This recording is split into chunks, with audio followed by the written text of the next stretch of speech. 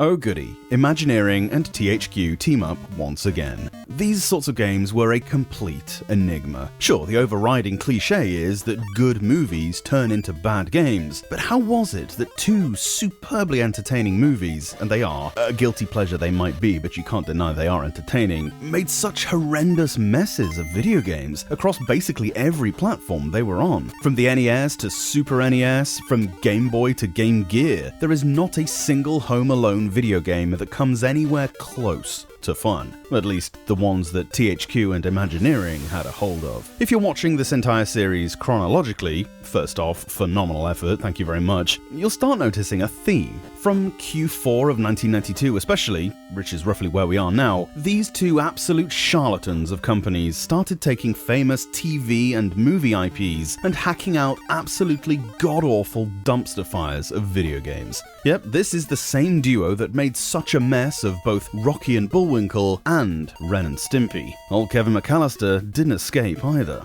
The first Home Alone game was their work too, and while that was bad, this is somehow even worse. The plot of the movie has been warped into a situation where Kevin's dad's credit card is discovered stolen, which alerts all of New York's criminal underworld and every hotel in the Manhattan area, all seemingly controlled from on high, a payphone, by Harry and Marv. Not only that, but they've somehow bewitched every spring, vacuum cleaner, rattlesnake, mop and bucket, and convinced them to also come after this small child. We can at least be grateful that Donald Trump doesn't make an appearance in this game. I can already taste the thumbs down on this video. You start off in the Hotel Plaza, being immediately chased down by the concierge. Run and jump with the slipperiest physics imaginable, trying and failing to not take hit damage from absolutely everything. You get a limited supply of these stun gun things if you can find them, but all they do is freeze enemies for a few seconds. You'll still take damage should you touch them, and they don't even work on everything. There are a couple of other weapons that do kill things, but they're so rare that you'll never see them. You can pick up a necklace and scatter it on the ground like Kevin does in the movie, which you need to do in order to take out the first mid-level boss, but this is the single solitary shenanigan from the film that you're gonna see. Eat pizza that you collect out of the trash or floating in the air to give you an extra life if you get enough of them.